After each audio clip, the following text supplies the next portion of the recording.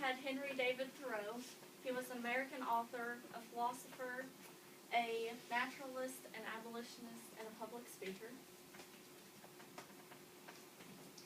Okay, he was born July 12, 1817 in Concord, Massachusetts. He had one older brother and sister and one younger sister. His father ran a pencil factory and his mother rented out their house for travelers. He went to school at Concord Academy and then later went to Harvard and graduated. And he went there to study Greek, Latin, and German. He started a school in 1838 with his brother, which then closed. And he was friends with Ralph Waldo Emerson. And he lived with him, and Ralph Waldo Emerson was 14 years older than him, so he wrote with him. And he actually threw away some of his writings because Emerson didn't like them. And he was influenced by him because Emerson started the Transcendentalism movement, which is the idea that one's conscience governs better than a group of people's ideas.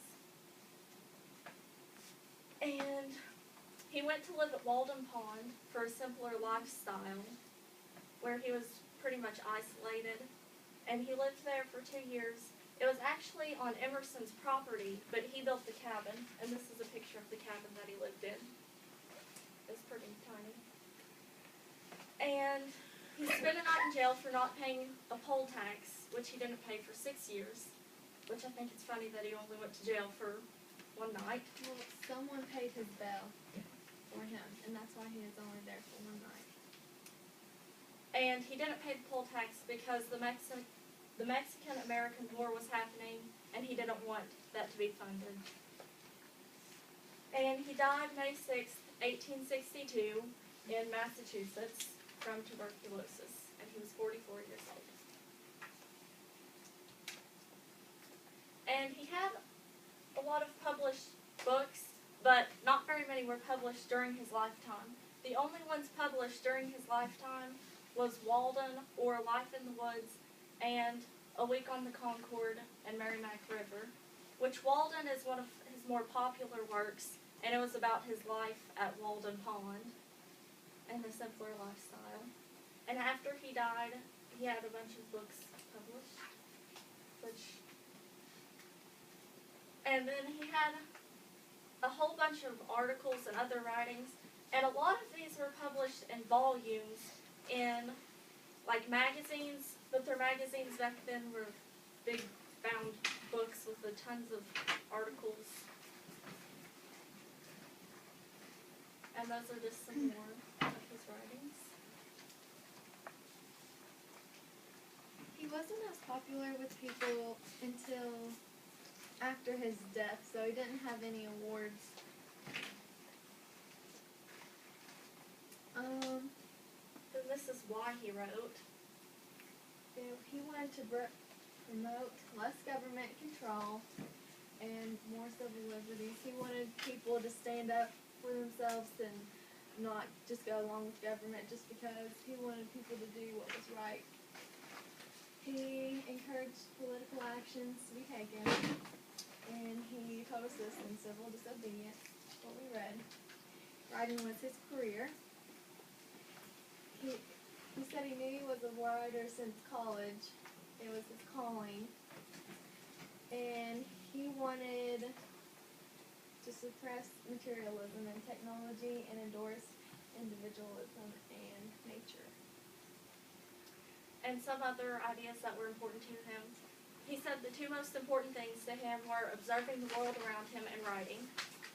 And he started out Civil Disobedience with the quote, "That government is best which governs least," which is a Thomas Jefferson quote. And he was for the abolishment of slavery. And the audience of, well, this is a rhetorical situation of civil disobedience. The audience was the average American citizen, specifically the ones who wanted something changed and would talk about wanting it changed but never did anything to change it. And the occasion and context were Thoreau had just gotten out of jail for being civilly disobedient, and the American-Mexican War was happening at the time, which he was protesting. And his purpose was to promote the idea that government should not have total control over the people, and the citizens should never accept unjust laws made by the majority. And they should decide what's right for themselves. Okay, the influence then. Thoreau wasn't very influential then because he wasn't very popular and he was greatly misunderstood and he didn't really care about his impressions on people, but he did start out individualism and nonconformity. And then his relevance grew over history and today. Okay, so he influenced Gandhi with nonviolent protests for Indian independence, and he also influenced Martin Luther King Jr. and his peaceful protest in civil rights movement. And Thoreau became important at an academic level in the 1930s when his ideas became popular because of the Great Depression. People liked the idea of a simpler lifestyle because they couldn't really afford a complex lifestyle with the economic downfall. And he helped spark protests such as that of the Vietnam War. And here's a modern example of someone he influenced. Edward Snowden, which is the guy who leaked that the NSA was listening to phone calls because he didn't believe that that was right. So he did a little civil disobedience. And then there's a Thoreau Society and Institute today, which wouldn't be around if it weren't for him.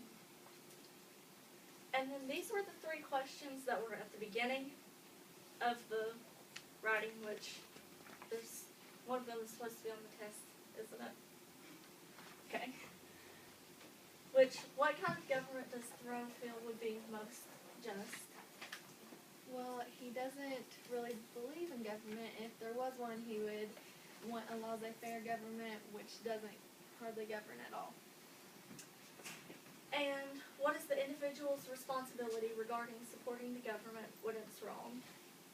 The individual is supposed to stand up and speak for themselves and what they believe and not always follow what the government says if they think it's unjust. Because the government should have just laws. So Okay, and how does Thoreau deal with unjust laws? Well, he doesn't follow them. He takes the consequences. He does only what he thinks is right. And then those are